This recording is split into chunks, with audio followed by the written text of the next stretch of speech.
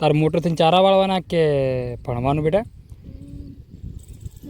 જો હું તો અમે નવી ખેતી કરી હોય ને તો ચારું પાડવાની તૈયારી થઈ જશે. તો હેલો ગાઈસ, સ્વાગત છે તમારું મારા અત્યારના એક નવા ફેમિલી બ્લોગમાં.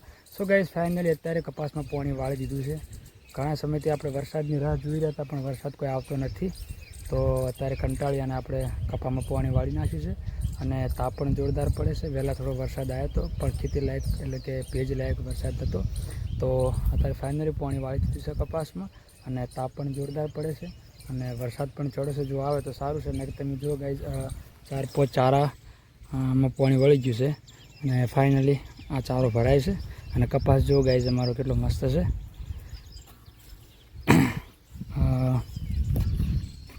તો ગાઈસ, આ કપાસમાં આપણે ખાતર નાખ્યું છે. ખાતર નાખી અને એને ખરપી નાખ્યા છે. પાકું પીત કમ્પ્લીટ કરી નાખ્યું છે. આગળના બ્લોગમાં તમે જોયું છે. તો ચલો, વરસાદ તો છે નહીં, તો આપણે વાળીએ પાણી. 2 વાગે લાઇટ જશે એટલે ઘડી આપણે પાણી વાળા અને મળીએ આગળ બ્લોગમાં.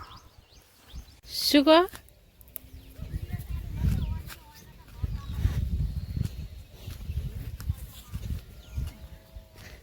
ઉભા રહો, ઉપાડ લઉં.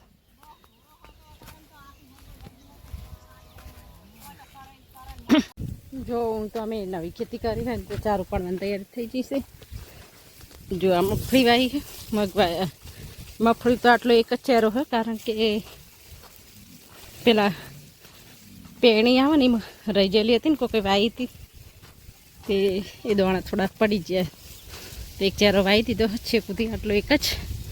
એટલે સરસ મગફળી થઈ જશે તો મજા આવશે ખાવાની. બારાનો વજન લાગ્યો. છોકરા તૈયાર થાય જો સ્કૂલે જવા માટે. શું ફોડો? ફોડો તમે ફટાકડા ફોડો.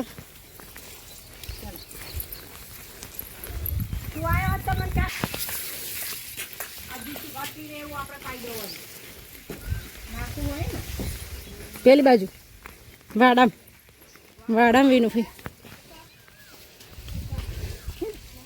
વાડામ નાખવાનું હોય ને.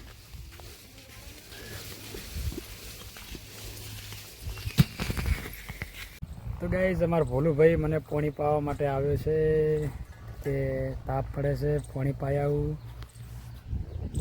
ભોલો હે પૂછ્યા વગર આવી ગયો? તને કોને કીધું તું કે રાજુબાન પાણી પાવાનું છે બેટા? દાદી કીધું તું? ઠંડુ લાયક ગરમ લાયા તમે? સાચું બોલ.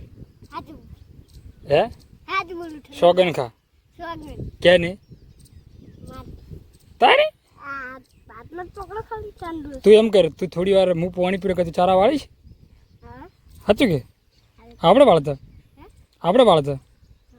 તારે મોટર થઈને ચારા વાળવાના કે ભણવાનું બેટા? તો હા, તો ડોક્ટર બનવા માટે ભણવું પડે બેટા? એવું ભણવાનું હોય બેટા. સો ગાઈસ, ભોલુને પણ બેહાડ્યો છે બાળવાટિકામાં. ઠંડુ પાણી, હા બહુ ઠંડુ છે. બાળવાટિકામાં બેહાડ્યો છે ગાઈસ. અને તમે ચારા વાળશો? હવે વાળો જો. હે શું કરવાનું? નરા દે વાગશે પાવડો મૂકી દે બેટા, મૂકી દે પાવડો બસ. અને તમે પછી ઘરે જાઓ બેટા પાણી લઈને. લો ઘરે જો બેટા. હવે તડકાનો નહીં ઉભો રહ્યો હોય. તો ગાઈસ, ભોલું આવ્યો તો મને પાણી પાવા માટે. હવે જાય છે ઘરે. આવજો.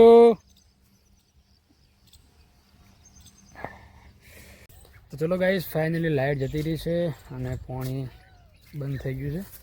હવે જાઉં છે ઘરે. 2 વાગી જશે ગાઈસ. ખાધું નથી, ભૂખ બહુ લાગી છે. થોડી ઠંડક છે વાતાવરણમાં અને જે સીધા ઘરે હવે ખાવા. તો ગાઈસ, ફાઇનલી ચારા વાળીને હોઈ ગયો હતો. તે ઉઠ્યો છું, નાઈ ધોઈને ફ્રેશ થઈ ગયો છું. અને મમ્મીની જો બધું કામ કરે છે. અત્યારે મૂસા વાળે છે વાસણ અને છોકરો રમે છે. હે દડે રમે તો મજા આવે. વરસાદ ચડ્યો જોરદાર. આવતો જ નહીં ચડતો છે પવાલી માટો નાખી દેજો. શાક શું કરવાનું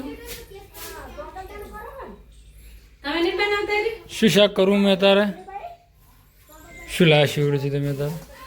તારે લા આ બને સંભારી ઘણા દાડા થઈ ગયા બનાવી તો બનાવ હોય તો તારાડો મસ્ત શાક બનાવી સંભારી ના બને બનાવે છે મને બનાવે સંભારીએ બનાવે ચાલશે. સંભાળીએ નહીં ખાય છોકરા. શું કામ બધું ઉડે જાય શું કરવાનું